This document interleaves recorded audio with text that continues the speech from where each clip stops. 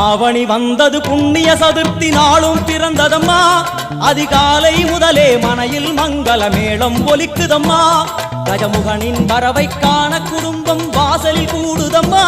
மா கோலம் இட்டொரு மனை மேல் வந்தான் ஆரத்தியாகுதம்மா